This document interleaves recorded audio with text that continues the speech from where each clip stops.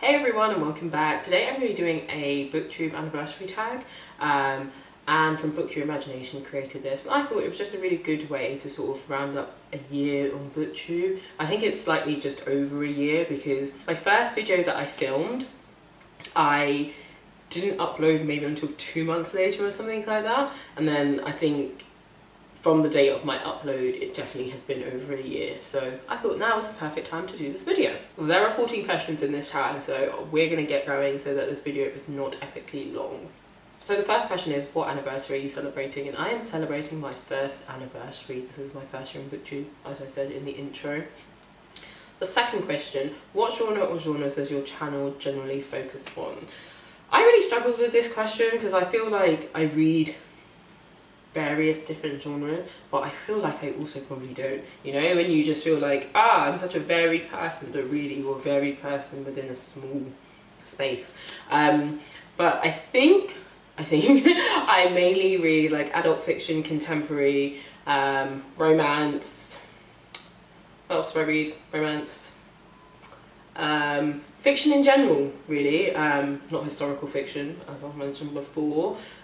Sometimes I read YA, but yeah, not really. It's not really my thing. So yeah, that's why I find it a bit hard to categorise what I read, because I grew up reading a lot of romance, and then every now and then I like to dip my toe back into it because it is definitely a genre that I enjoy. But whereas a lot of the books I read have romantic elements, they're not romance books. So I think I would just cover myself by saying fiction, and then it drills down into different various bits of fiction. Don't read that much non-fiction, but when I do tend to really enjoy it. The third question is, what are you most proud of on your channel in the last year? I think just keeping the channel up, really. I am just proud that I sit here and do this. I don't have to do it, I like doing it. Keeping it up is, you know, it's not the hardest job in the world, but sometimes you just don't want to do it. Especially when you're like, you have other commitments in life. Like, through having this channel, I've been going through, well, I've had a full-time job, and then obviously I've moved, and now I'm studying part-time, and now I do have a new job, so soon I'll be going back to sort of working full-time again.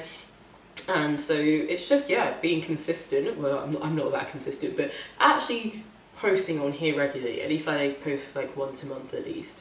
The fourth question is, do you receive ARCs to review? So ARCs are advanced review copies. Yes and no. I say yes because if a publisher wants to send me an advanced review copy, I will. I request some things from NetGalley as well.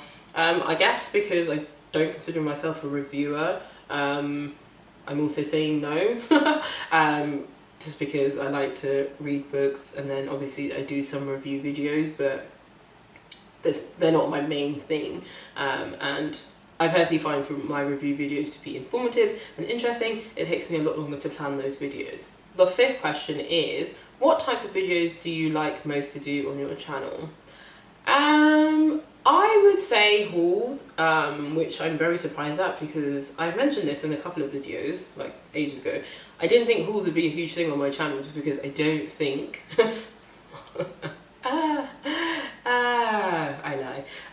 But no, it's true. I didn't think hauls would be a huge thing on my channel because I've always like, I don't have any money, but I like buying books. Apparently it seems that I really like buying books. Not as much as most people do on YouTube, I have to say, but I like buying books. So hauls are definitely one of my favourite things to film. And my individual review videos, I don't do them that often because, like I said, they take a lot of time to plan, but I really like focusing on one book.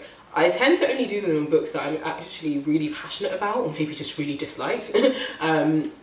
Some books do fall in the middle, so like my review for Hold, it fell in the middle. I didn't really dislike it, I didn't really hate it, but there were just some points about it that I wanted to speak about.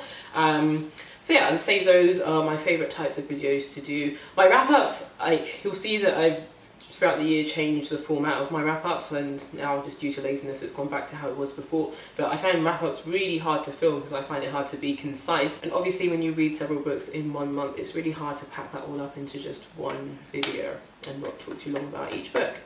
The sixth question is, what types of books do you like to watch on other people's channels? And again, I like watching people's hauls, definitely like that.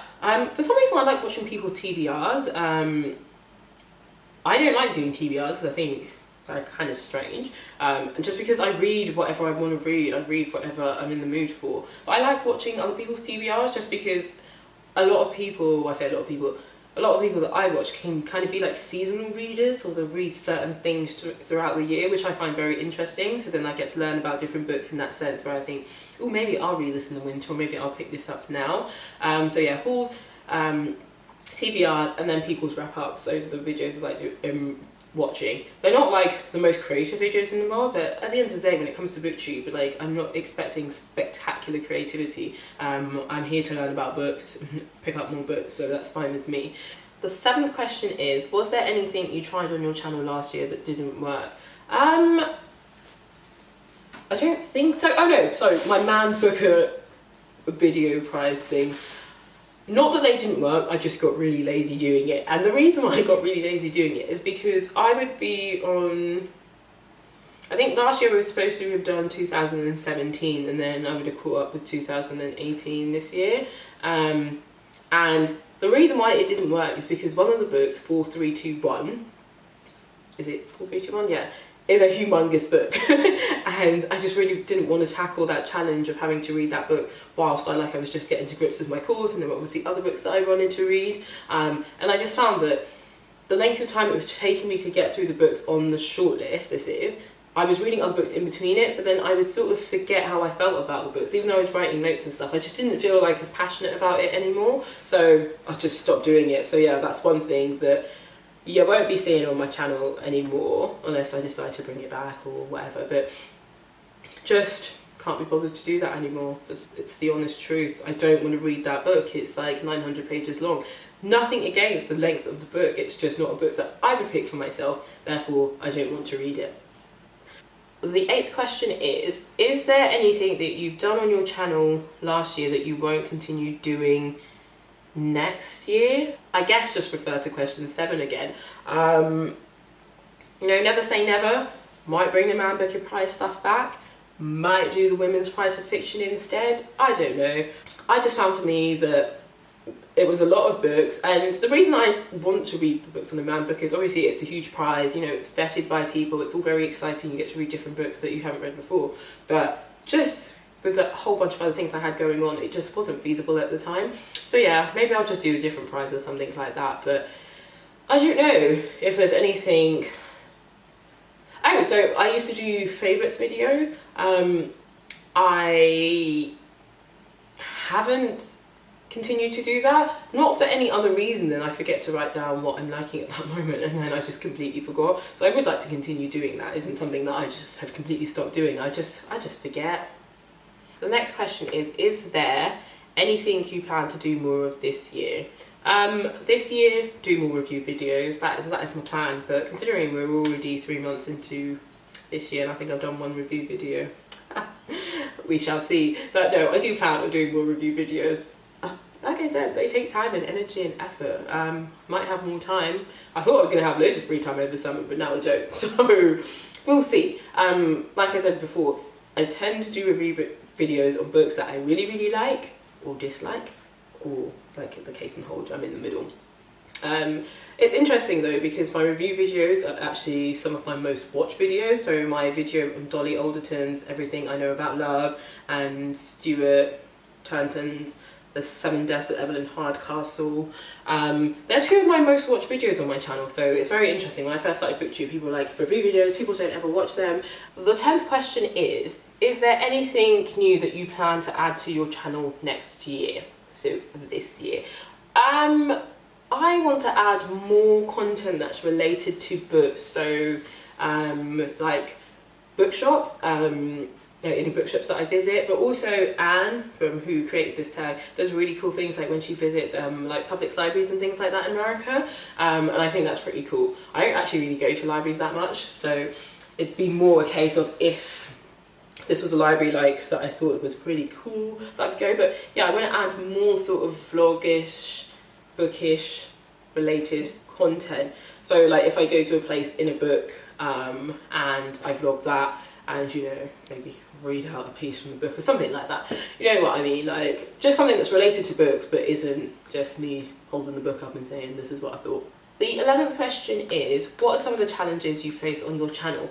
I think it's just being consistent and having something to put up, because as good as it is just having the bog standard stuff, sometimes you want to do something different, and other times I'm also really conscious that this is just a channel of me talking about books, so I like having the staples in there. I like having the book hauls and reviewing the books that I read at the end of the month, and for me, reviewing the books every single month is going to be the best way, but it's about continuing to do that. And also I think sometimes I just struggle with timing, so obviously whereas I've got like other things to do, sometimes I just completely forget to film, and sometimes I'm not even in the mood to film, and that happens a lot. I think that happens to a lot of people who do YouTube. You're just not in the mood to film, so yeah, and then a video doesn't go up. Question 12 is, what equipment do you use to film your video? So I film my videos on a Canon EOS 700D.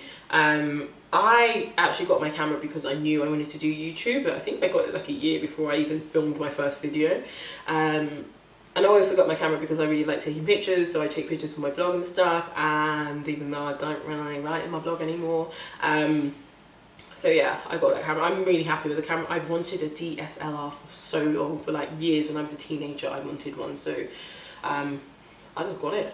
Got myself a little treat. I also sometimes film my vlogs on my phone, which is a Huawei, I'm saying it wrong, Huawei Pro P20.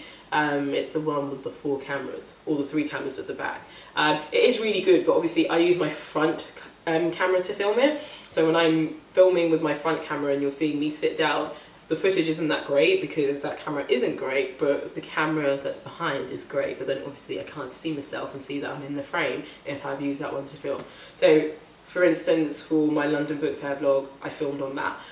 So the footage that you see of the London Book Fair and stuff is from the lens on the back. The footage that you see of me sitting down talking to you about my 5 tips is using the camera on the front, which is why it's such bad quality. Question number 13 is, what is your one piece of best advice you can give to another channel? I read that wrong, but you know what I mean.